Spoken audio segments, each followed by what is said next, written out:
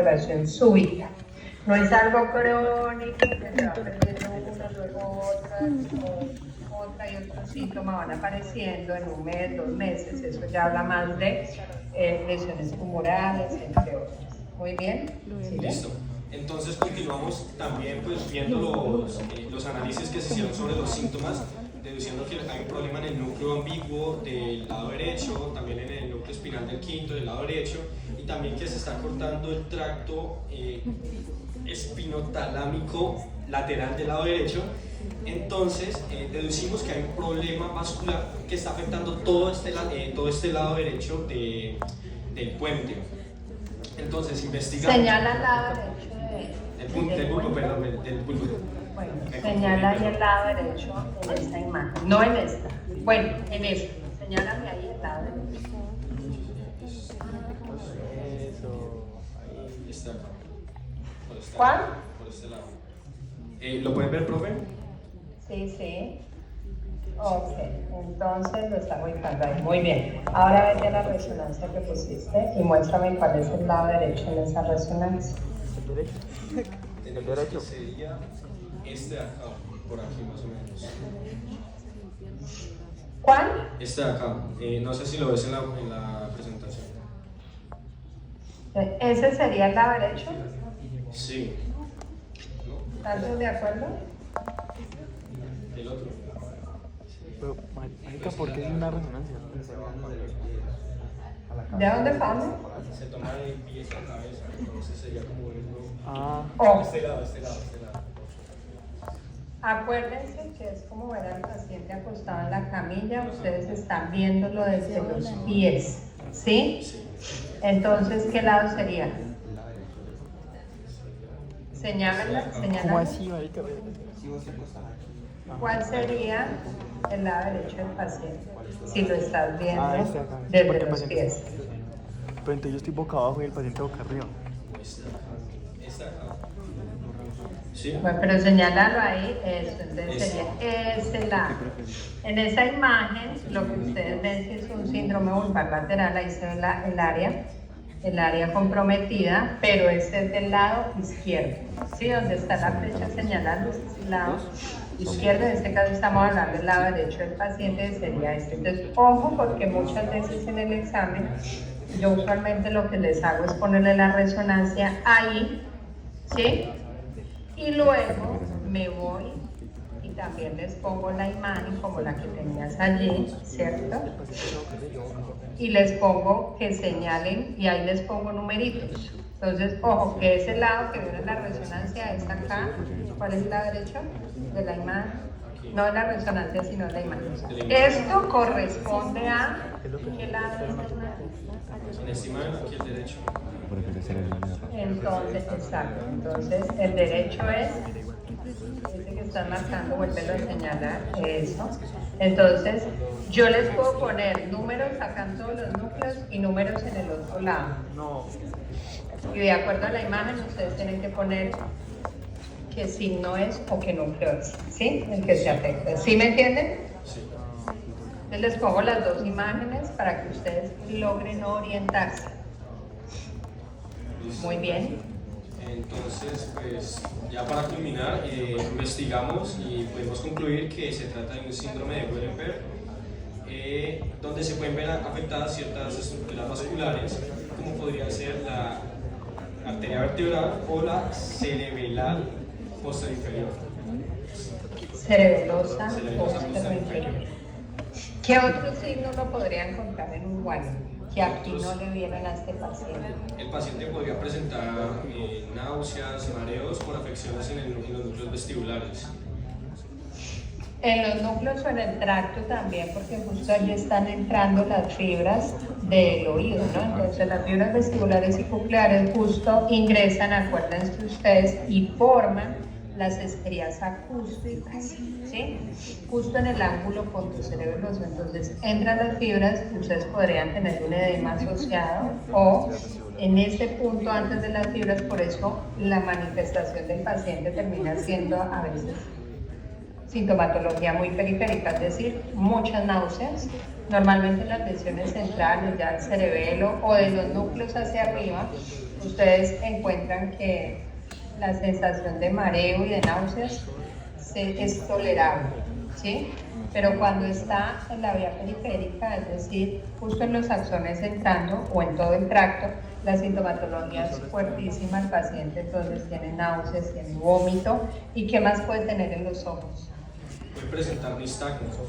Muy bien, entonces una de las características es el nistagmus y seguramente este paciente tiene nistagmus. Muy bien. ¿Listo? Listo. Muy bien. ¿Preguntas? Pregunta vamos al siguiente grupo. Pónganle cuidado a todo lo que están diciendo porque ahorita les pongo el quiz. Listo, gracias, profe. Bueno, muy bien. Pregúntale a Gregorio.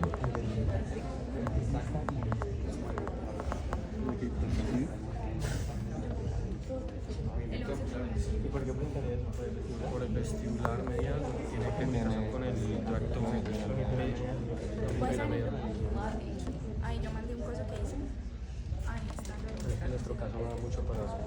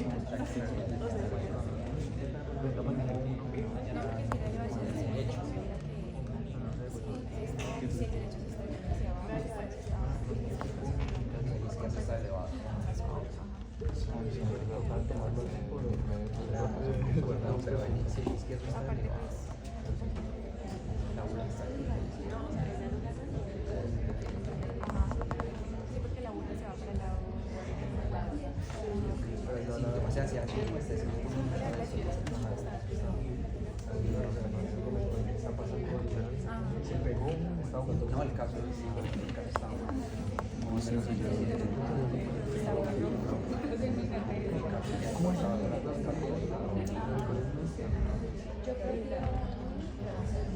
¿Cuándo fue? Primero.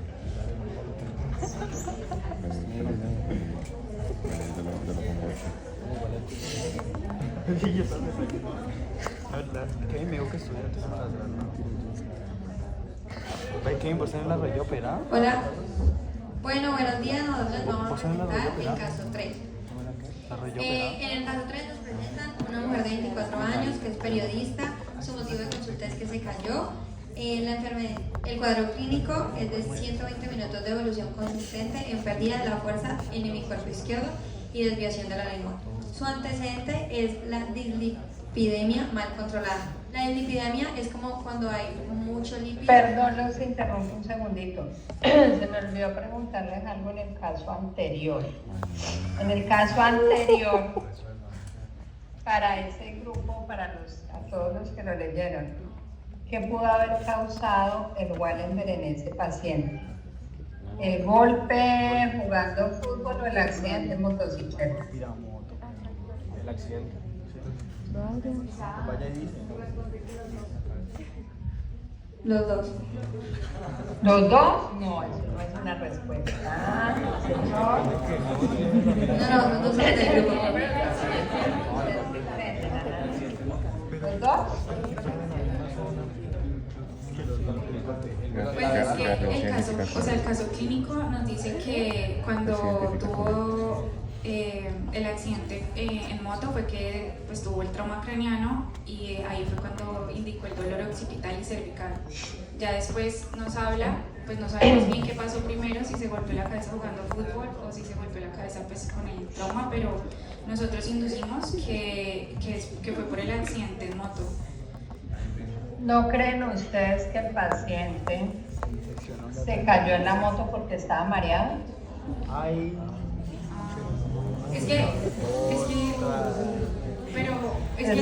¿Cómo con eso? Porque aquí lo que ustedes pueden tener es una disección de la vertebral, porque es una hiperextensión del cabezazo que dio al balón, lo que sea, así, y después de eso el paciente empieza con la sintomatología, se sube a una moto ya mareada y se accidenta, ¿sí? Porque en este caso ya venía con su disección. Entonces, miren cómo es importante identificar la lesión o lo que puede estar generando la lesión, la etiología de la lesión, ¿sí? Entonces, él ya venía con la sintomatología cuando se accidenta. Profe, lo que pasa es que en la historia clínica, en el caso que sacamos de las diapositivas, está, pues para nosotros pues estuvo un poquito confuso porque pues primero nos estaban hablando de que se cayó de la moto. O sea, decía, el cuadro clínico de 90 minutos de evolución consiste en un trauma craneano por un accidente en moto, con dolor occipital y cervical. Y después nos habla de que se encontraba jugando fútbol y después de darle un golpe con la cabeza a la pelota refiere un fuerte dolor en el cuello y la región occipital de la cabeza, y ahí nos da como los síntomas. Entonces, como Ese es el sabíamos que antecedente, claro. Entonces llega el paciente porque accidentó en la moto y les deja urgencias porque se cayó en la moto, ¿sí? Y ahí es cuando empieza el cuadro clínico, pero si usted analiza un poquito y mira los antecedentes, el paciente dice que estaba jugando y que tuvo esto. Entonces, miren que eso les va cambiando un poquito la etiología. ¿Listo? Vale, sí. Entonces, es el análisis que deben hacer en todos los casos. Muy bien. Bueno, gracias, profe. Ahora sí, seguimos con... Bueno, en el caso nos presenta una mujer de 24 años, periodista. Su motivo de consulta es que se cayó. El cuadro clínico tiene un cuadro clínico de 120 minutos de evolución consistente en pérdida de la fuerza en el cuerpo izquierdo y desviación de la lengua. Su antecedente es dislipidemia mal controlada, que es cuando hay exceso de lípidos, y eso puede causar una aterosclerosis, que es como el estrechamiento de una arteria. Bueno, entonces en las estructuras afectadas encontramos dos, que son la vía piramidal, exactamente el tracto córtico-espinal y el núcleo del hipogloso. Entonces en la lateralidad de la estructura tenemos que la estructura afectada va a ser del lado derecho, y eso nos va a dar una hemiparesia, que es la falta como de fuerza para poder realizar movimientos, que es mencionado en el caso clínico. Y la lateralidad del síntoma va a ser izquierdo en la vía piramidal del tracto córtico-espinal. Y en el núcleo hipogloso vamos a tener que la lateralidad de la estructura afectada igual va a ser la derecha, y esto nos va a dar un síntoma de desviación de la lengua con la lateralidad del síntoma derecho. En el área de la lesión encontramos en la ubicación, está lesionada la médula oblongada, la región ventral derecha, y las estructuras afectadas son las pirámides y el nervio hipogloso. El posible diagnóstico es el síndrome de... Devuélvanse un momentico.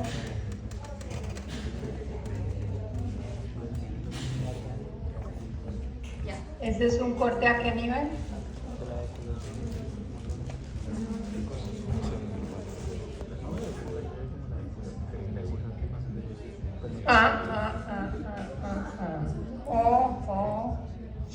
Porque esta imagen no está en el bulbo. ¿Ya? ¿En dónde está esa imagen? Esa imagen está, miren que, escúchenme todos, es muy importante que tengan en cuenta cómo diferenciar una imagen, ¿sí? Este corte, yo sé que es en el puente, ¿por qué?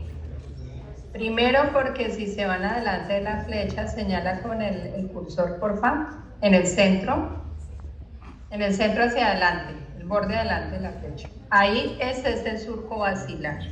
El surco basilar solo lo voy a encontrar en el cuello, ¿sí?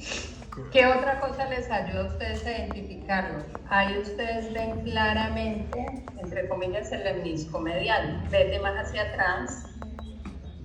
Ahí ven dos líneas blancas y las ven de un lado a otro. Eso es el lemnisco medial, que está horizontal en el puente y que les divide la región del tegmento de la región basilar, cosa que de ahí hacia atrás, todo eso es la región del tegmento, y de ahí hacia adelante es la región basilar, donde están los núcleos propios del puente. Y se dan cuenta además que están en el puente porque ven, están justo donde están los pedúnculos cerebelosos medios, a cada lado. ¿Ven lo grandes que son? O sea, esta de ahí hacia atrás, Todo ese es el pedúnculo cerebeloso medio. ¿Listo? O sea que ese corte ahí no les sirve para mostrar lo que van a mostrar. ¿Ya? Porque la lesión no está ahí, está más abajo. ¿Listo? Sigan.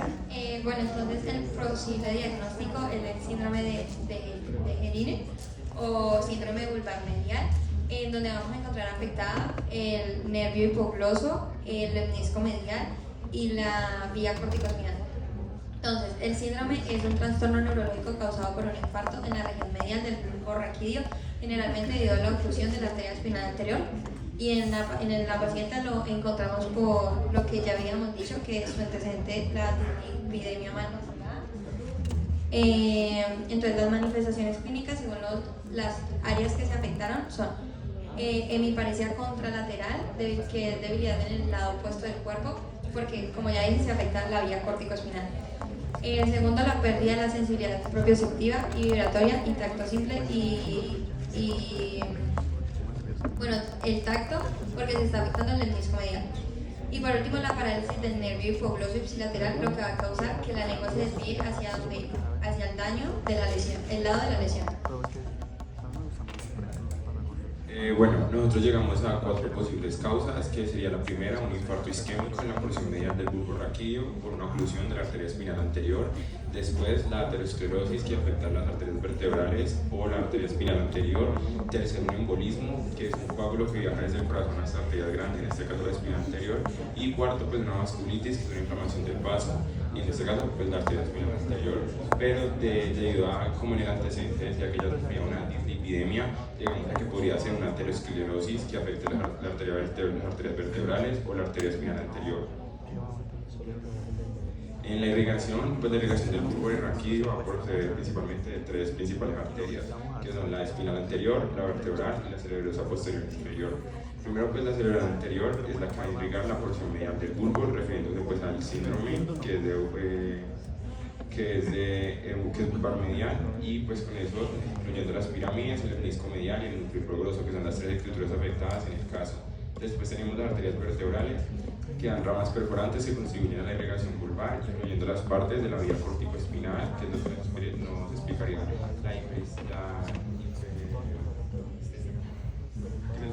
pues la falta de fuerza para movernos, y por último las estructuras sensoriales. Y pues finalmente la arteria cerebrosa posterior inferior, que sería la encargada de irrigar la lateral. Bueno, en el reparo anatómico pues sería pues en el bulbo raquídeo, que serían las pirámides vulvares, que son las cuales contienen la vía corticoespinal, cuya lesión causaría la hemiparesia contralateral mencionada. Después tendremos el lemnisco medial, que transporta información sensitiva y propiocepción táctil y vibración, y su afectación generaría la pérdida sensitiva contralateral. Y pues por último, los núcleos y fibras del nervio hipogloso, cuyo compromiso provoca parálisis ipsilateral de la lengua con la desviación hacia el lado de la lesión. Y ya, eso sería nuestro caso. Muy bien, muy bien, muy bien. Entonces, acuérdense que la delimitación es bien medial, puede o no agarrar el núcleo del hipogloso. Entonces se va a agarrar la pirámide y se va por toda la línea media hacia arriba, ¿listo? O hacia atrás, perdón, hacia arriba. Muy bien, entonces terminamos con el último caso. Muy bien, chicos. Gracias.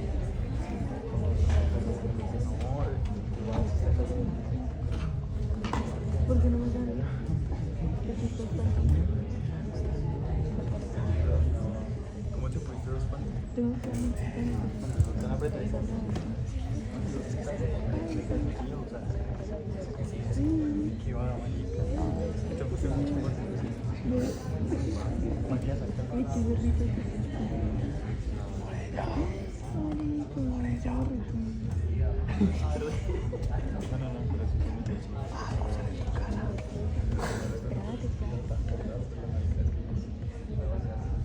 pero si me quiero volver.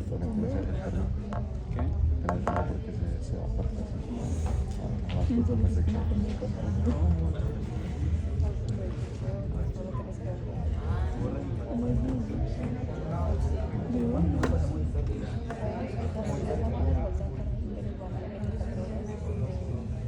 Pero ¿cómo lo borro?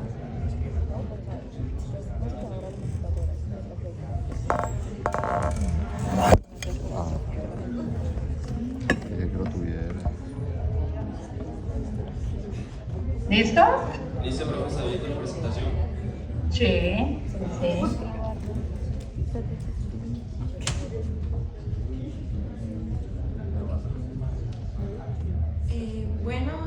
A nosotros nos corresponde el caso clínico número 7. Tenemos que hay un hombre de 25 años, campesino.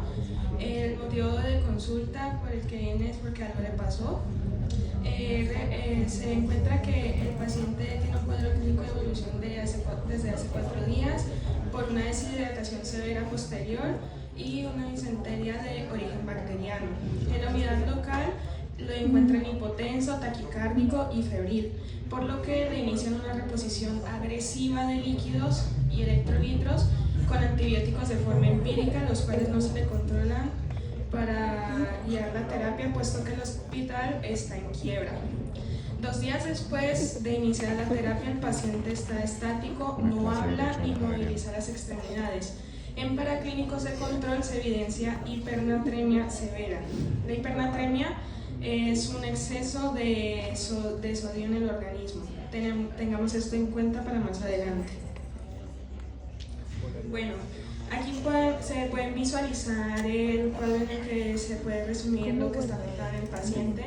Tenemos primeramente la vía córtico-espinal afectada, ya que esta, recordemos que se encarga de los movimientos voluntarios del cuerpo, y dado que el paciente no puede mover las extremidades, pues referimos que tiene una afectación bilateral.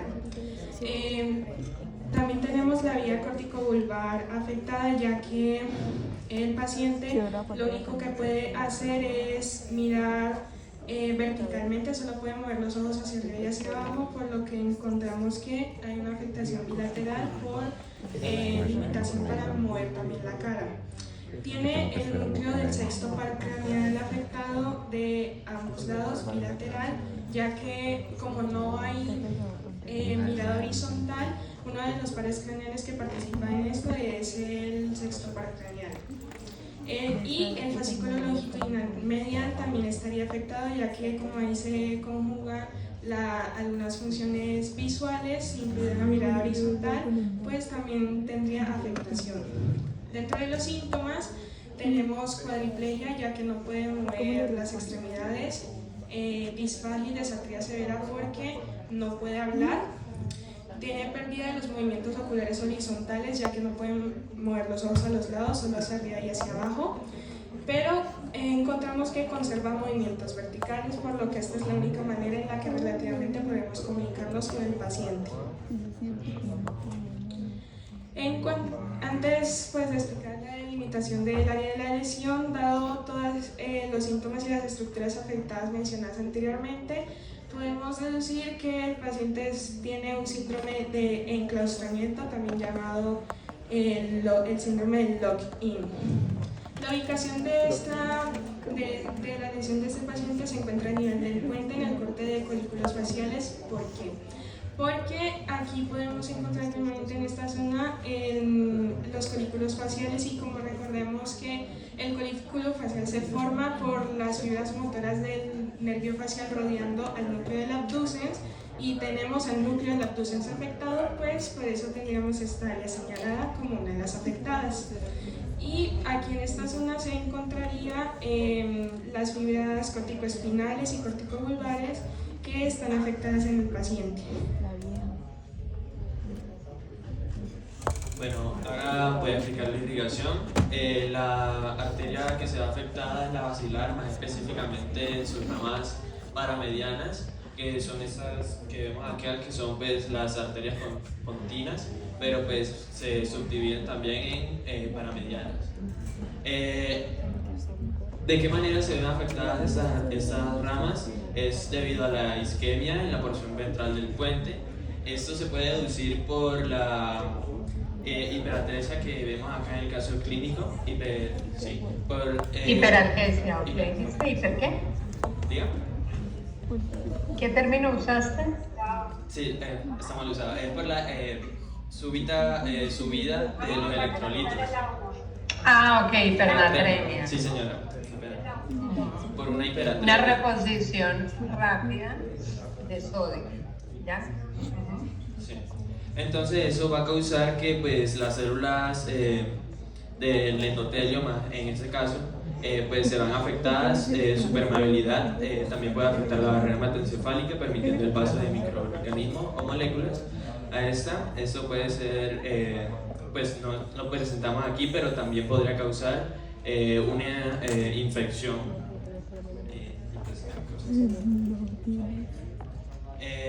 Lo que les estaba contando, una ACV isquémica por la trombosis de la arteria basilar, más específicamente las ramas paramedianas. También podría ser un ACV hemorrágico, pues una hemorragia pontina. O estos síntomas también se pueden relacionar con una mielolisis central pontina o tumor. Mielinolisis pólica. Embolias o por toxicidad, ya sea por heroína o diazepam. Y pues como para términos de este caso, aunque todas estas causas pueden estar relacionadas a la evolución clínica del paciente, podríamos concluir que el ACV más relacionado a la sintomatología del paciente podría ser un isquémico, dado que por la hipernatremia se pudo haber causado una posible deshidratación en la zona de las arterias paramedianas, lo que posteriormente haya causado el accidente cerebrovascular que dejó al paciente en el síndrome de enclaustramiento. Muchas gracias. Para explicar pues, la vía que se van afectadas, pues la vía corticoespinal, como lo mencionamos anteriormente, va a ser la encargada de los movimientos voluntarios del cuerpo, pues de las extremidades, de miembros superiores y miembros inferiores. Pues aunque la lesión sea en el puente, más hacia inferior, en el tercio inferior del bulbo, eso va a ser una convergencia. Pues las fibras se van a entrecruzar. De ahí salen las vías o las fibras corticoespinales laterales y anteriores. La vía corticobulbar me va a dar todo lo que es como control de los músculos craneales, ya incluyendo músculos de la mímica facial, músculos de la lengua, músculos de la laringe y faringe. Como par craneal, como ya vimos que está involucrado, es más específicamente el núcleo del abducen, del sexto par craneal, ya que no me permite el movimiento horizontal de hacia lateral, y pues eso es muy relevante pues para diferenciarlos de otras posibles causas, otros posibles síndromes.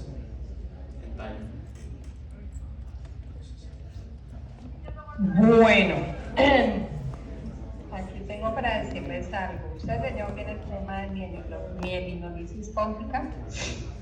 De acá ustedes no tienen una ACV asociada. Y esto es bastante frecuente en la práctica clínica. Si ustedes se dan cuenta del contexto en el cual se desenvuelve el caso clínico, pues es precisamente los ambientes donde suelen ocurrir. ¿Por qué? Porque ustedes tienen un paciente en un primer nivel deshidratado por una diarrea al que hay que reponerle electrolitos, ¿sí? La hiponatremia obviamente también genera consecuencias, incluso letales en los pacientes, pero si ustedes van a hacer una reposición de sodio en el paciente, hay que hacerlo bajo ciertos cuidados. Eso lo verán en la práctica clínica y se darán cuenta que hay un límite de milequivalentes que se le puede pasar al paciente por vena periférica y en 24 horas. Si me excedo, hago una reposición rápida y abrupta, ¿sí?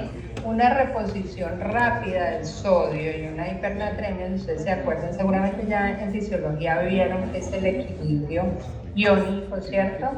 Y también viene el equilibrio oncótico. Cuando hablamos en estos dos casos, es fundamental mantener ese balance. Si yo lleno de sodio, ¿cierto?, el ambiente vascular, ¿qué va a ocurrir? También esa deshidratación que tú dijiste va a ocurrir en las neuronas y va a ocurrir en los oligodendrocitos y las vainas de mielina se van a ver afectadas. Como ya vimos, en el puente ustedes tienen mucha cantidad de axones, muchos están mielinizados, es una zona con un ambiente mielínico bastante alto y lo que ocurre acá es que tienen una lesión irreversible a nivel neuronal, ¿sí? Y de los oligodendrocitos. Por lo tanto, tienen una afectación de todas las vías que van por ese puente. Por eso es que el paciente tiene esa sintomatología, tiene la cuadraplegia y ojo, no es el abducen exactamente el que me controla la mirada horizontal, como les dije ahora, es la formación reticular paramediana. Allí están los núcleos que me controlan la conjugación de esa mirada horizontal, porque acuérdense que para mirar en sentido horizontal también hay una conjugación en los movimientos oculares, ¿sí? Entonces, eso es lo que está exactamente afectado y obviamente todas las fibras que están descendiendo de pares craneales, entonces por eso el paciente está enclaustrado, es decir, el paciente puede pensar, está alerta, pero no puede hablar, no puede deglutir, no puede controlar la frecuencia cardíaca ni la frecuencia respiratoria, puede parpadear porque tiene el mesencéfalo en su tercio superior bien, entonces puede parpadear y los movimientos oculares, si se acuerdan, ahora dijimos el núcleo horizontal de Cajal es el centro de la mirada vertical, o sea, el paciente sí puede mover los ojos hacia arriba, ¿sí? Pero no puede seguir objetos, ¿sí? Solo de arriba abajo, en el sentido horizontal no. Entonces es como si estuviese en una escafandra. ¿Saben qué es una escafandra? ¿Ustedes han visto películas de los buzos antiguos? Los que practicaban buceo antiguamente, que se ponían en la cabeza una escafandra, ¿sí? Era una estructura metálica. Entonces se conoce como síndrome de enclaustramiento porque es tener como la cabeza en una escafandra, ¿sí? Puedo pensar, puedo ser consciente, pero no me puedo mover, ni puedo voluntariamente desplazarme hacia donde quiero, ni tragar, ni nada. Hay una película y un libro que se llama La escafandra y la mariposa, lo pueden buscar para que se den cuenta cómo es la sintomatología. Es basada en un caso real, ¿no? De un paciente que tuvo una ACV. Entonces, miren, en este caso yo tengo un síndrome de enclaustramiento secundario a una minorisis póntica por una reposición de sodio de manera muy rápida y abrupta. Pero ustedes pueden tener el mismo síndrome de enclaustramiento, por ejemplo, con una hemorragia, ¿sí? Entonces, ustedes tienen una hemorragia o tienen una obstrucción también en la basilar, ¿sí? En el tronco mayor de la basilar, en algunos casos en las perforantes, ¿sí? Pero sobre todo en la basilar, ahí les va a generar un cuadro tan florido bilateral. ¿Estamos claros? Bueno, ¿preguntas? Bueno, entonces saquen sus celulares, que yo ya les voy a mandar el link